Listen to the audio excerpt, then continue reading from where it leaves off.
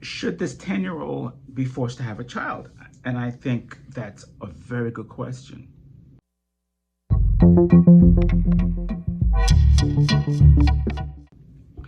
The news story is that a 10-year-old who was impregnated when she was 9 is being forced because of the outlawing of abortion by the Supreme Court, was going to be forced to have a child. She had to leave the state to go to another state to have the child.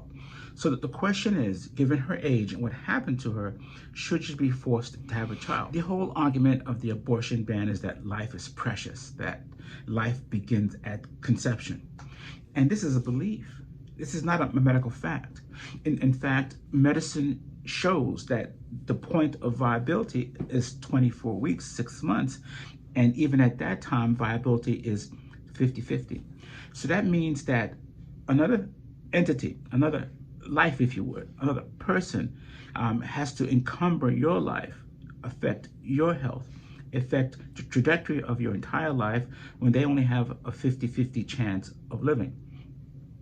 In most states, perhaps worldwide, we have euthanasia, in which if a person doesn't have viability in life, they can sign a document, failure to resuscitate, all these other things, not failure to resuscitate, do not resuscitate, these kind of things, because the argument is that it's the quality of life that matters, not necessarily life in and of itself. So these arguments that they're making about, oh, life is precious and life is this, that's not what's going on. It's about rights. It's about a vision and forcing the vision on people brutally, because banning abortion is not going to save lives. If you're interested in saving lives, you'll do other things. Banning abortion is not going to save lives. The death while being pregnant rate is going to jump to 33% increase in Black women and a 21% population-wide. So there's going to be more death.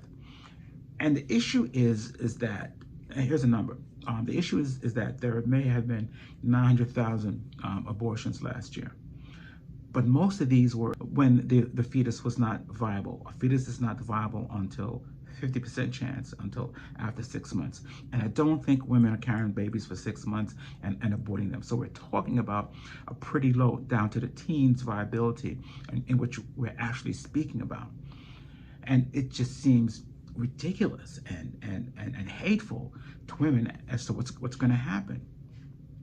The 10-year-old. I have a daughter, she's 12. And I'm thinking, let's leave how she got pregnant aside.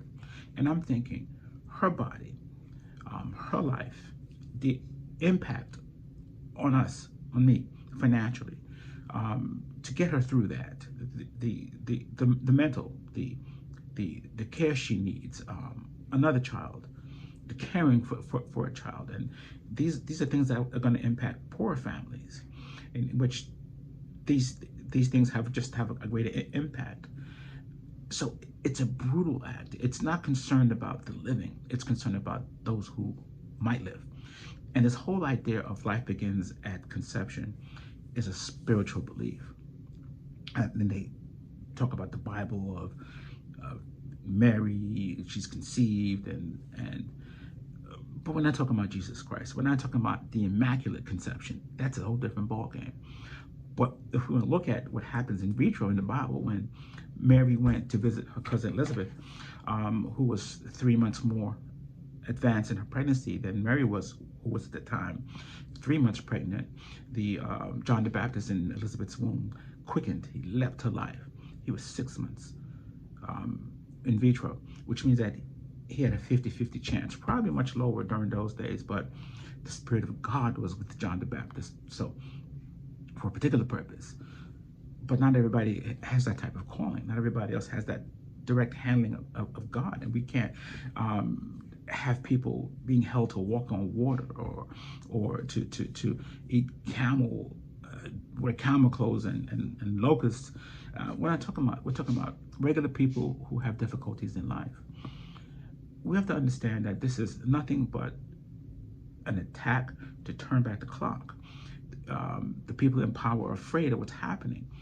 And the politicians are playing them like a fiddle to scare them, thinking that white women must have more babies and all these other things, and that abortion is bad, and people have this religious belief, not thinking about other people's religious beliefs who don't believe that, who should be allowed to practice. In any case, a 10-year-old should not be having a child. A 10-year-old should not be pregnant. But if a 10-year-old does become pregnant, a 10-year-old should not be having a child.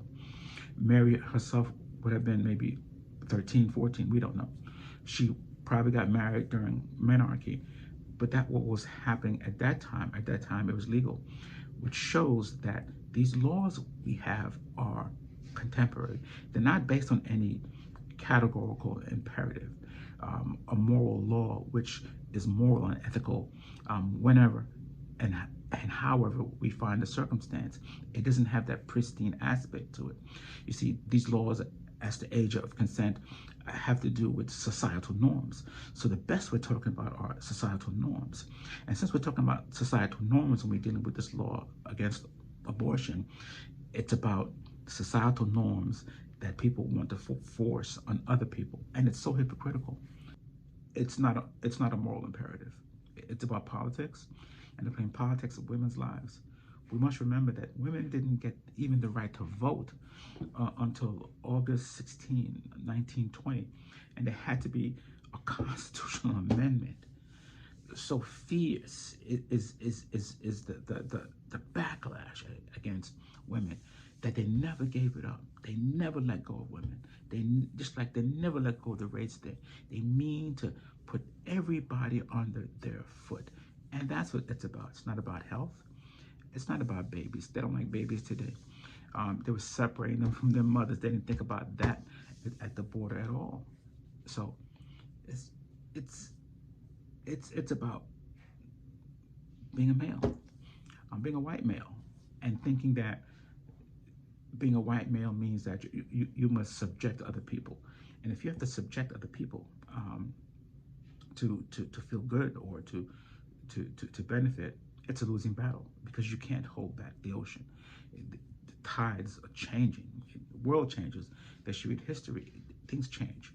And I'm so sorry that 10-year-old had to go through that problem, to become pregnant, and then to be in fear of having a child.